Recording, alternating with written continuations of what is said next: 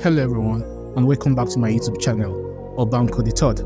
Here we share everything, anything tech related. And today I have something spicy, something interesting to share with you. When you think about productivity, you think about this particular tool. It is the Google Lens copy to computer feature. Let me show you exactly what I mean. Now imagine you are in a class, it could be a lecture, it could be a seminar, a virtual one at that, and then the presenter is sharing his notes through a slide, and then he already informed you that he won't be sharing that slide with you, but then you need to capture as much information as you possibly can. So what do? You bring out your phone, you start taking pictures of these slides, and then when you are done, how do you get back to the slides?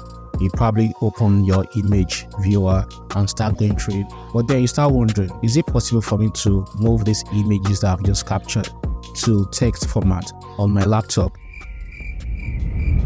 Yes, with Google Lens, you can. What is Google Lens? Google Lens is like having a super smart assistant in your pocket. It uses AI to understand what it sees through your camera, from identifying objects to translating text. It is a versatile tool. Now let's talk about the reason why we are here today.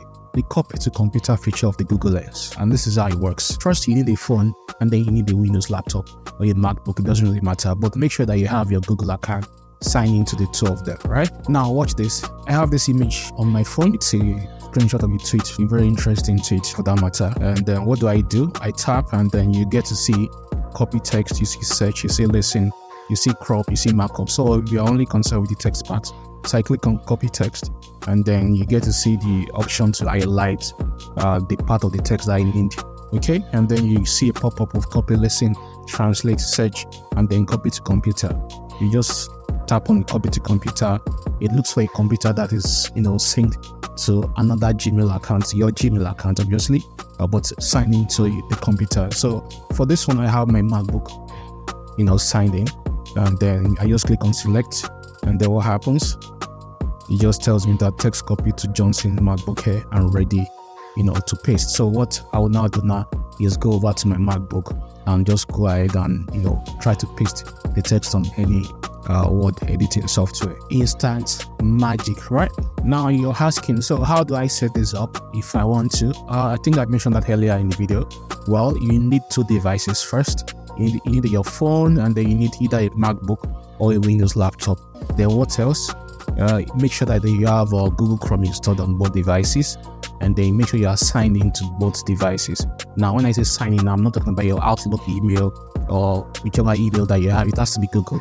It could be a Google Workspace email, or it could be the free @gmail.com email. So but make sure that your email is signed into both devices, right?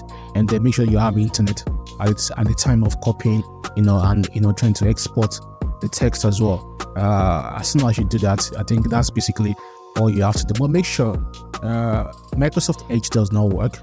I tried it in my free time. I tried to see if, because I have two laptops. I have a MacBook, I have a Windows laptop, and on the Windows I have Microsoft Edge installed, and I sign into the Microsoft Edge to Gmail account, but it's not picking it up.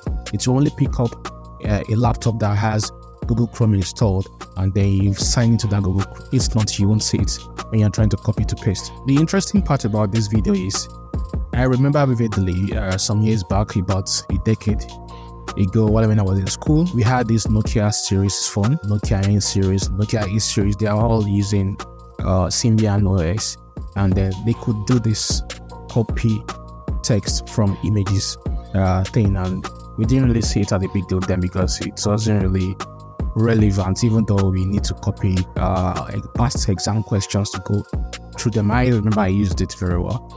Then Google took this feature and then improved upon it, and now you're able to not just copy text from images, but you're able to also copy from images and then export, paste to a different machine altogether.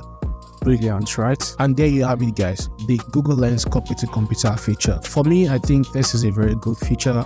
You might find it helpful, useful to you later on in school, at work, in everyday life basically. So yes, let me know if this was helpful. Hit the like button, smash the subscribe button as well, and also don't forget, like I always say, hit the notification bell so that every single time I drop videos like this, you are in the loop. For you guys out there that have been using Google Lens for a while now, in the comment section, let me know what you've been using your Google Lens for. Let me know the productive ways and the creative ways you'll be using it. And also, if you need me to speak on something, or you have something you would like me to review for, our subscribers, or for you in particular, do let me know in the comment section as well. Thank you very much.